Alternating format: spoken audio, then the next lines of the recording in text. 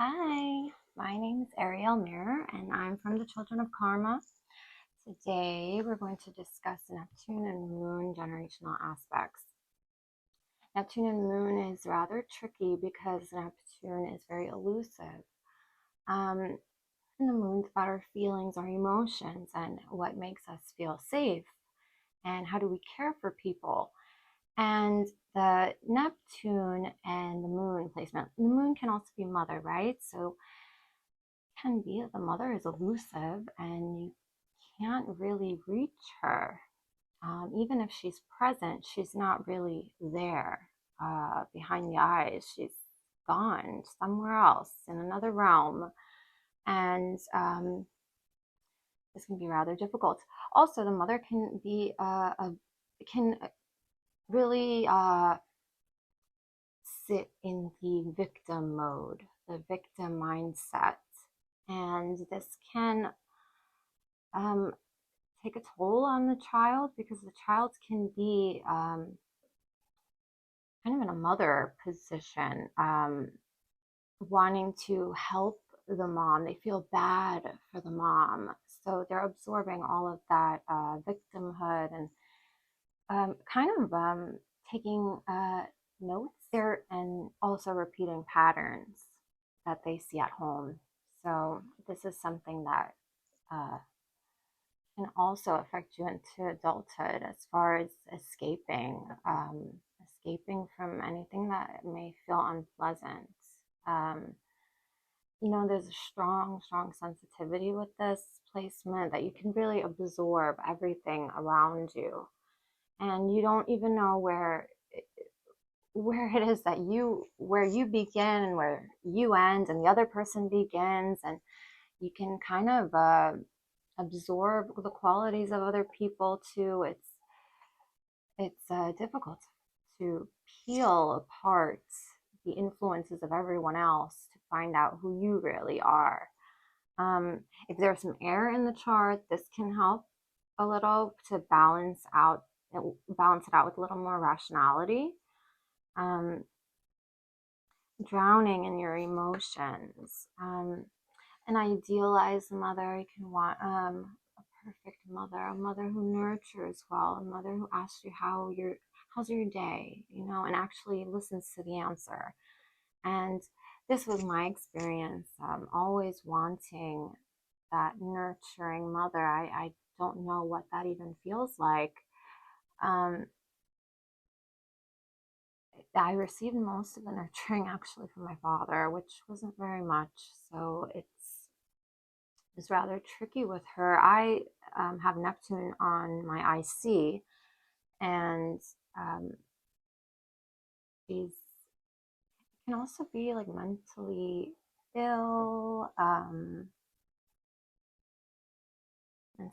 delusional, delusional parents. And she does seem like she's in another world sometimes, and it's difficult because you can get sucked into that world too, and you can be misguided because they really don't see the world in a clear way. And as a child, you're looking for the guidance, and you're being guided by someone who's also blind. There's a level of disassociation with this, and this is something I've experienced as a child. And even now, I think it's probably one of the reasons why I've been able to handle such a large amount of pain is because I can go into the mind and separate from the body, um, or frankly, just be unaware, right? So, in kind of a blissful mode, you're really unaware of what's going on in your body. Some of the positives, right? Because people like to say that sensitivity is a weakness. It's not. Vulnerability, it's not a weakness, it's a strength. You can tap into the energy in the room, something that a lot of people really can't do. You can see underneath the surface what's the intention, what is being said beneath the words. it's a gift. It's a gift because it connects you to things that are much greater, the spiritual dimension. You're more connected. It's not a weakness at all. You can put yourself in someone else's shoes. You have compassion, you have empathy. And people, when they're in crisis, they go to those people. They go to you because you know how to nurture, because you didn't receive it. You didn't receive it, and you treat people in the way that you always wanted to. You always wanted to receive this nurturing, but you end up giving it to others, which is good. There's also the creativity aspect of this, very, very creative energy. You can lean into it. And artists, they use those deep, intense emotions to express themselves in art. And sometimes you can't find the words necessarily, and you do create it in art and dance. And this is a great placement for artists, dancers, makeup artists, even. There are so many different ways to be creative. And I think tapping into that is one of the best ways to handle displacements. You're imaginative, creative. On, on some level, it can be an excess. It can be maladaptive daydreaming, which I've done plenty of times. I think you feel more alive in those daydreams than you do in reality. And you can't escape through the television. I've done that as a child. It's like one of the first things that I hooked into was the television, music, dance, drugs. I've been there too. I mean, it's when you really are out of control and you don't know how to deal with certain crisis situations, then you do want to escape. And I think the issue there was once I started using it as a crutch to escape from an issue. And the cure is always to find the roots and to face it head on. Otherwise, it will just never go away. There's a codependent energy to this. I've definitely been guilty of that. I think you can stay kind of in that victim place that, well, I didn't receive any nurturing and me, and you're right. You should have received that nurturing. You're absolutely right.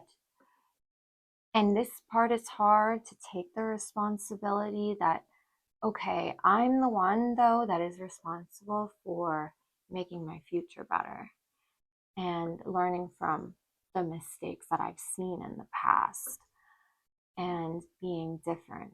And once you do finally step up into that role of responsibility, regardless of whether you caused it or not, once you do step into that role, there's so much power there. And you can use that power to heal yourself and to heal others. Find something to devote yourself to. Project and a philosophy, a sense of spirituality, unity, something greater. Connect yourself to something greater, devote your time and your energy into something greater so that your mind is not distracted by other outside influences. So you can find your center even. So you can find, for example, with meditation, it gave me just those few seconds of alone time, that space in between how I react to something and, how do I really feel? Those few seconds, like, they allow you to really understand how you feel about a situation before you choose to act, before you choose to analyze and absorb what's around you. It's very helpful. You can idealize a better future, the future and the past, and so therefore we're not in the present.